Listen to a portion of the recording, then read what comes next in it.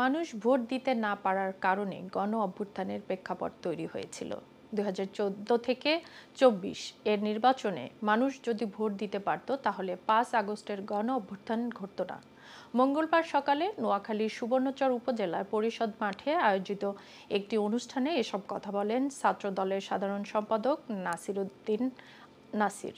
অনুষ্ঠানে আলোকিত নাগরিক সমাজের সভাপতি মিজান বিন মজিদের সভাপতিত্বে সদস্য সচিব মোহাম্মদ আবদুল্লাহ সঞ্চালনায় অন্যান্যের মধ্যে বক্তব্য রাখেন জেলা বিএনপির আহ্বায়ক মাহবুব আলমগীর আলো, সদস্য সচিব হারুনুর রশিদ আজাদ, সিনিয়র যুগ্ম আহ্বায়ক অ্যাডভোকেট ABM জাকারিয়া সহ অনেকে।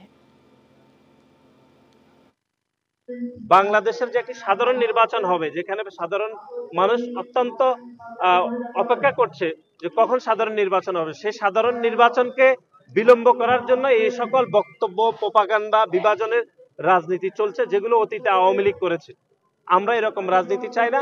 গণ অভ্যুত্থানের প্রেক্ষাপট তৈরি হয়েছিল যে মানুষ ভোট দিতে পারেনি। 2014, 2018, 2024-এ যদি মানুষ ভোট দিতে পারতো তাহলে 5 আগস্টের গণ অভ্যুত্থান ঘটতো না।